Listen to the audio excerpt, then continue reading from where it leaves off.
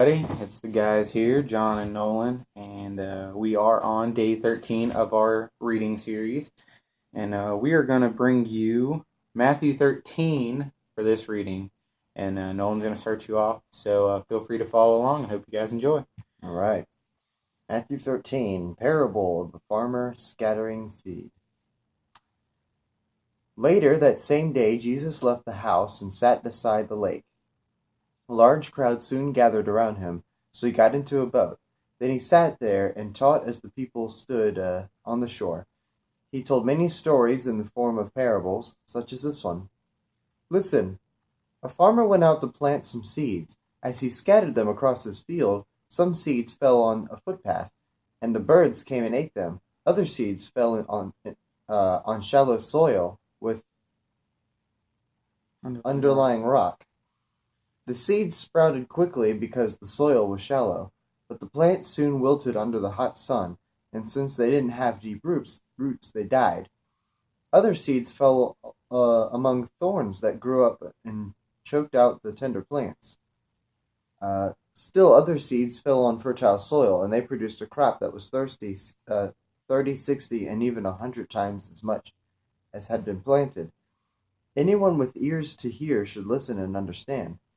His disciples came and asked him, "Why do you use parables when you talk to the people?" He replied, "You are permitted to understand the secrets of the kingdom of heaven, but others are not. To those who listen to my teaching, more understanding will be given, and they will have an abundance of knowledge. But for those who are not listening, even what little understanding they have will be taken away from them.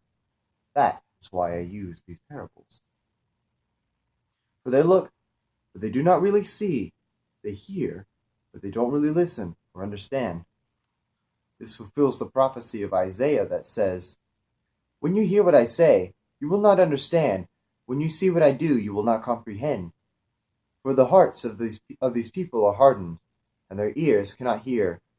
And they have closed their eyes, so their eyes cannot see, and their ears cannot hear, and their hearts cannot understand. And they cannot turn to me, and let me heal them. But blessed are your eyes, because they see, and your ears, because they hear. I tell you the truth, many prophets and righteous people longed to see what you see, but they didn't see it. And they longed to hear what you hear, but they didn't hear it. Now listen to the explanation of the parables about the farmer planting seeds. The seed that fell on the footpath represents those who don't hear the message about the kingdom and don't understand it.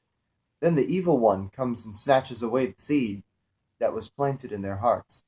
The seed on the rocky soil represents those who hear the message and immediately receive it with joy. But since they don't have deep roots, they don't last long. They fall away as soon as they have problems or are persecuted for believing God's word. The seed that fell among the thorns represents those who hear God's word, but all too quickly the message is crowded out by the worries of this life and the lure of wealth, so no fruit is produced. The seed that fell on good soil represents those who truly hear and understand God's word and produce a harvest of 30, 60, or even 100 times as much as had been planted. Parable of the wheat and weeds. Here's another story Jesus told. The kingdom of heaven is like a farmer who planted good seed in his field. But that night, as the workers slept, his enemy came and planted weeds among the wheat, and slipped away. When the crop began to grow and produce again, the weeds also grew. The farmer's workers went to him and said, "Sir, the field where you planted the good seed is full of weeds. Where did they come from?" "An enemy has done this," the farmer exclaimed. "Should we pull out the weeds?" they asked. "No," he replied. "You'll uproot the wheat if you do. Let both grow together until the harvest. Then I will tell the harvesters to sort out the weeds, tie them into bundles, and burn them, and put the wheat in the barn." Parable of the mustard seed. Here's another illustration Jesus used. The kingdom of heaven is like a mustard seed planted in a field.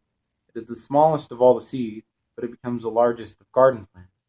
It grows into a tree, and birds come and make nests in its branches. Parable of the yeast. Jesus also used this illustration. The kingdom of heaven is like the yeast a woman used in making bread.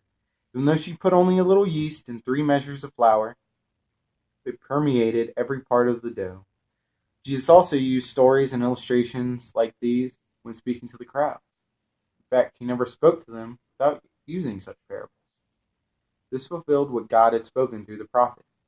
I will explain to you in parables. I will explain things hidden since the creation of the world. Parable of the wheat and weeds explained. Then leaving the crowds outside, Jesus went into the house. His disciples said, "Please explain to us the story of the weeds in the field." Jesus replied, "The Son of Man is the farmer who plants a good seed.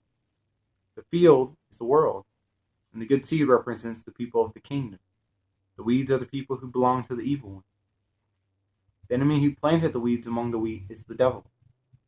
The harvest is the end of the world, and the harvesters are the angels.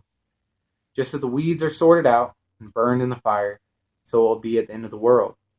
The Son of Man will send his angels. They will remove from his kingdom everything that causes sin and all who do evil. And the angels will throw them into the fiery furnace, where there will be weeping and gnashing of teeth.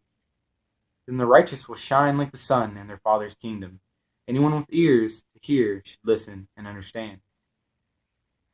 Parables of the hidden treasure and the pearl. The kingdom of heaven is like a treasure that a man discovered hidden in the field. In his excitement, he hid it again and sold everything he owned to get enough money to buy the field. Again, the kingdom of heaven is like a merchant on the lookout for choice pearls. When he discovered a pearl of great value, he sold everything he owned and bought it. Parable of the fishing net. Again, the kingdom of heaven is like a fishing net that was thrown into the water and caught fish of every kind. When the net was full, they dragged it up onto the shore, sat down, and sorted the good fish into the crates, but threw the bad ones away. That is the way it will be at the end of the world. The angels will come and separate the wicked people from the righteous, throwing the wicked into the fiery furnace, where there will be weeping and gnashing of teeth. Do you understand all these things? Yes, they said. We do. Then he added, every teacher of religious law who becomes a disciple in the kingdom of heaven is like a homeowner who brings from his storeroom new gems of truth as well as old. Jesus rejected at Nazareth. When Jesus had finished telling these stories and illustrations, he left that part of the country. He returned to Nazareth, his hometown. When he taught there in the synagogue, everyone was amazed and said, "Where does he get this wisdom and the power to do miracles?" Then they scoffed, "He's just the carpenter's son. But we know Mary, his mother, and his brothers, James and Joseph, Simon and Judas. All his sisters live right here among us. Where did he learn all these things?" And they were deeply offended and refused to believe in him.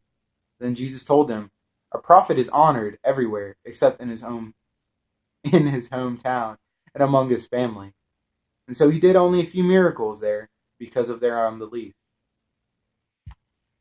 All right. That was Matthew 13. A long one, Yeah. but a good one.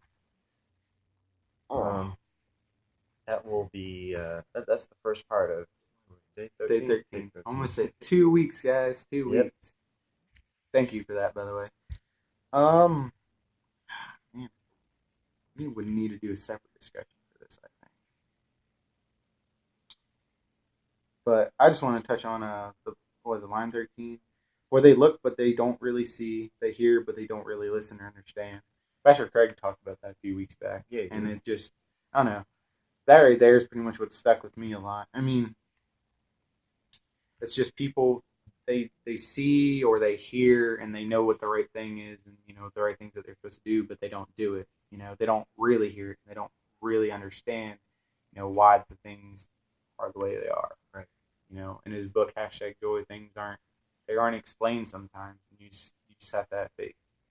But that's all I really want to say on that for now. We could do a separate discussion on that, probably in another video. Mm-hmm. But all you. Oh, well, that concludes Matthew 13, and that's the first part of day 13. And as always, if you enjoyed our videos, please remember to like us and follow us on Facebook, as well as subscribe to us on our YouTube page, Bible Reading with the Guys. And tune in for our next video of the day, and we'll see you then.